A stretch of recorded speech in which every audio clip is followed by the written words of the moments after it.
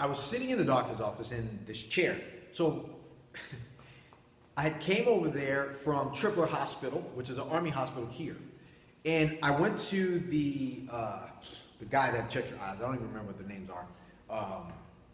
Whatever, optometry.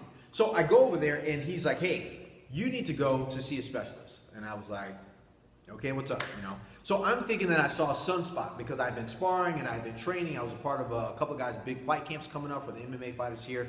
And I had took a couple of big blows to the face, being on the ground and standing up. And it started as a spot that kind of looked like this over my eyes if I look straight. So it's on my left side.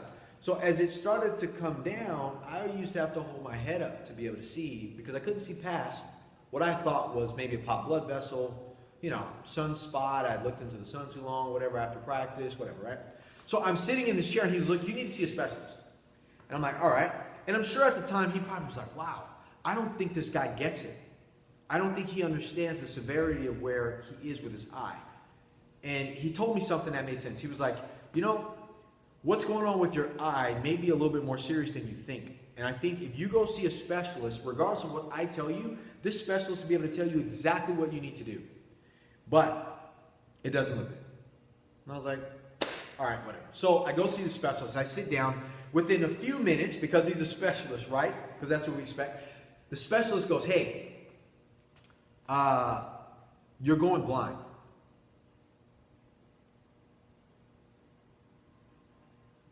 And I was like, okay. I couldn't imagine. I wear glasses. I've been wearing glasses since I was a kid. What does that mean, I'm going blind? He said, yes, you're going blind. You have a very bad retinal detachment from trauma, from getting hit and repeatedly on this side. And you have two, one on this side on your right, which is not as bad, but you have this one, and it is, from a perspective of looking away, your retina is peeling away like this, which is why every area that peels away looks like a spot, but what it is it's coming off of your eye, so you aren't able to see. So right now, the normal eye is here, your retina's here. So you got about halfway to go. And now he was like, and when this is gone, you won't be able to see anything. You'll be blind.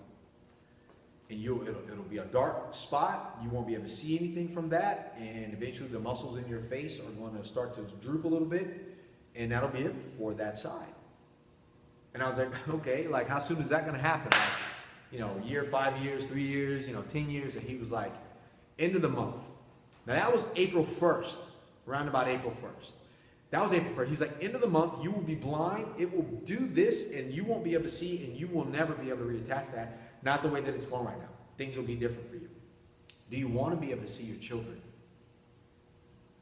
And for the first time, it hit me that this was so serious. It wasn't something that I was able to get away from. And I couldn't just leave out of there and say, oh, it was a sunspot. Oh, this guy doesn't know what he's talking about. So here's what I did do.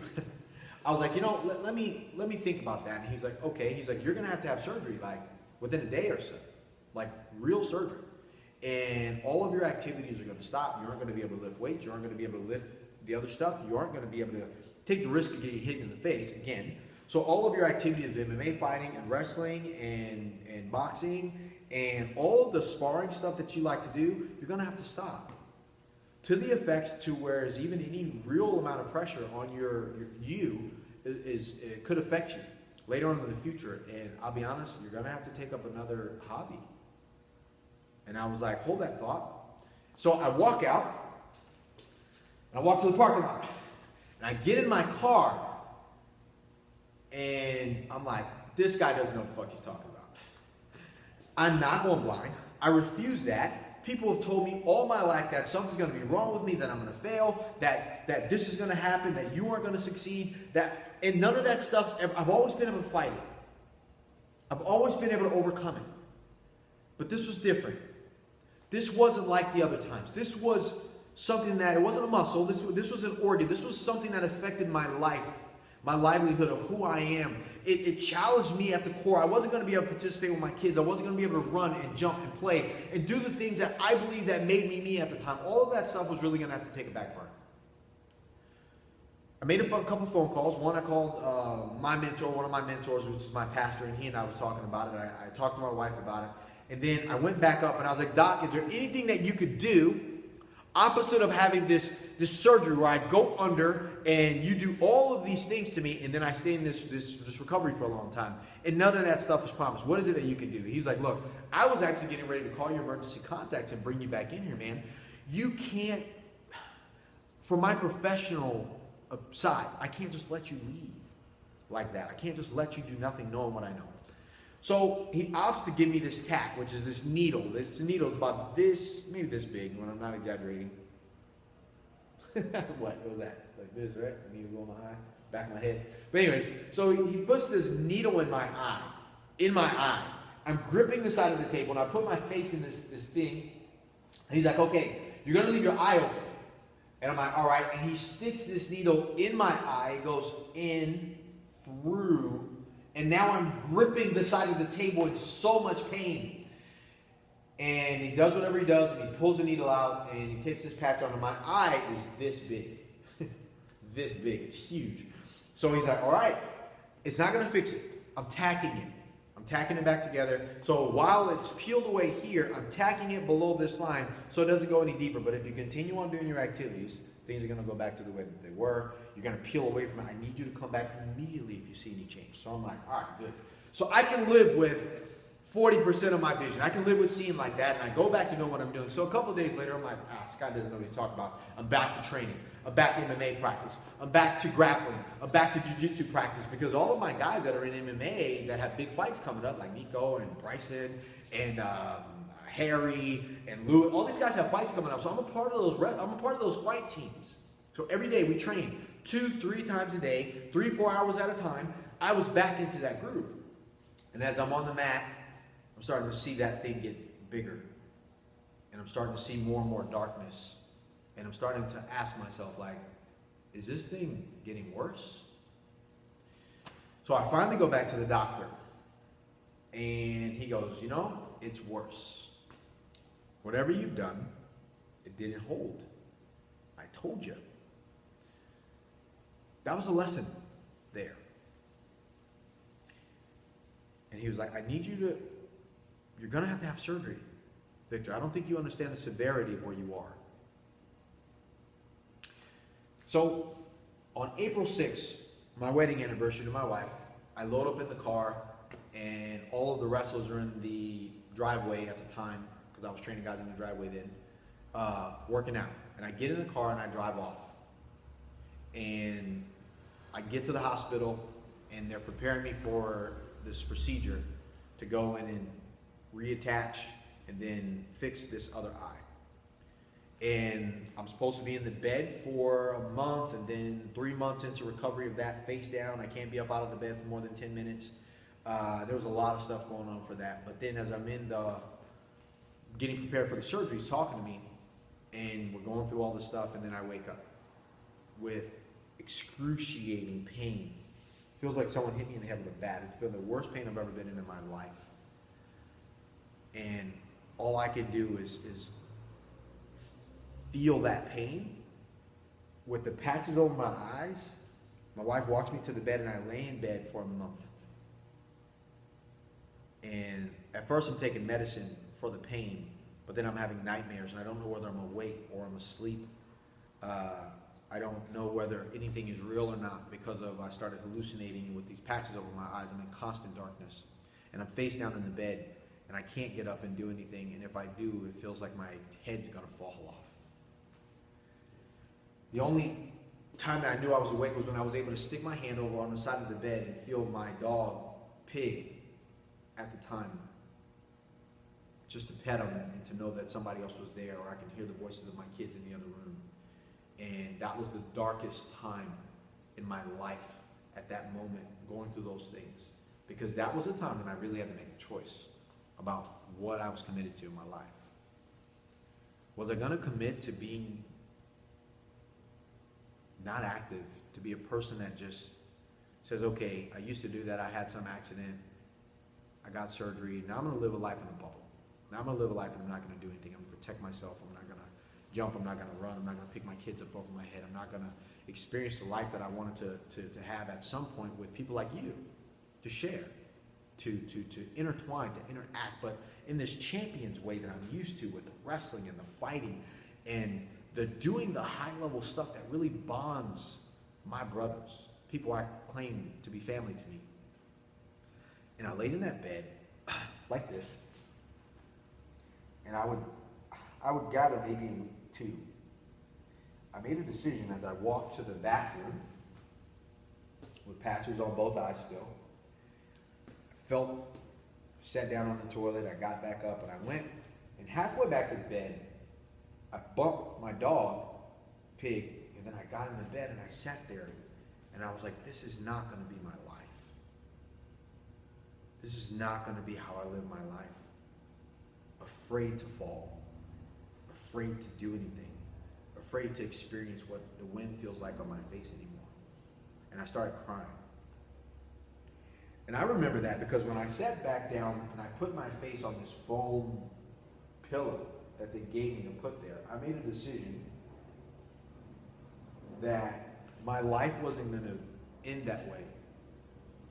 And days went by and I can hear my wrestler crew out in the yard training, saying, war horse, war horse, war horse, war horse, as they ended that training. And I was like, God, I get it. I've been training guys in the yard. I've been super committed. But it wasn't going to take a life-threatening situation for me to have a life-changing one. I made the commitment that when I got out of that bed, I was going to do 2 things. I was going to open up a facility. It was going to be the facility that created more champions than this place had ever seen. That was my commitment. I was committed to that. And I was going to compete.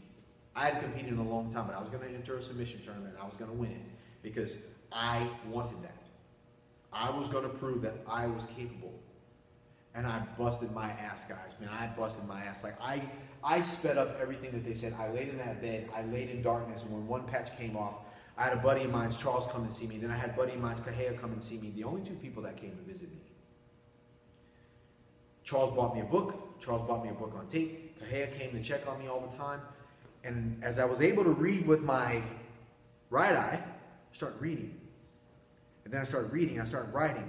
I started writing down all the things I was going to do. I started making a plan for the things I was going to do. I drew out the layout of this place that we're in today. The same way it is, I drew that laying in the bed.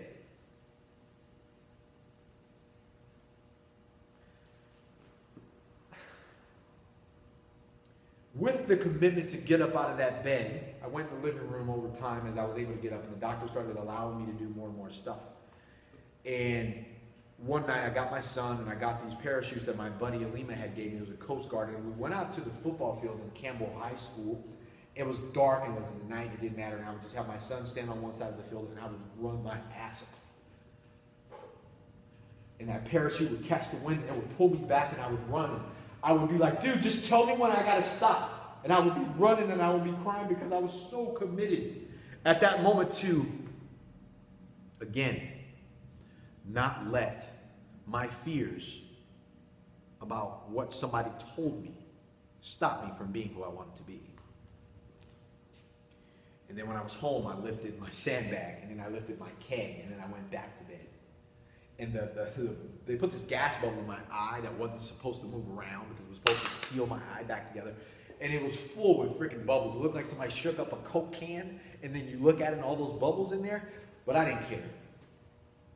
I wanted to be back so bad that I could taste it. The point of all this, man.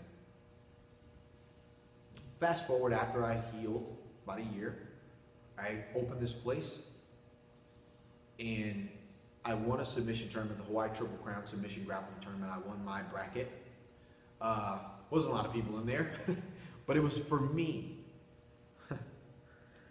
I had a booth that year there at the Hawaii MMA Expo, and there was this little space on the table, and I wouldn't let anything go right there because I was like, I'm gonna put a medal right here. This is for my first place medal because I'm competing. I fucking earned that. Everyone would try to sit something right here and I'd move it. I was like, there's something here already. There's a medal there. So when I competed and I won this medal, I put that medal there, man, and I can tell you, that was the first time in my life I had worked so fucking hard for something because it wasn't just physical anymore, it was mental. My livelihood would seemingly have been taken away had I would just taken the report of that doctor that, hey, I wasn't going to be able to do anything. If I would have stopped there, dude, I would have never met you. You'd never see this video. So, what I want to share with you, you can win. You can win it all. You learn how to access the power that you need in yourself to fight for the things you want, to be better than you've ever been. At that moment, when I put that medal there, I was the best I'd ever been. Even prior to having an eye problem, even with all the workout stuff that I'd done, at that moment, man, I was the best that I had ever been in my life because I fucking earned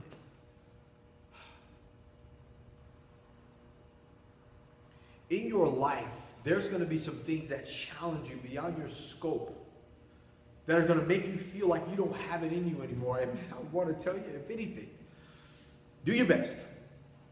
Fight for that. Make a decision that you will win no matter what.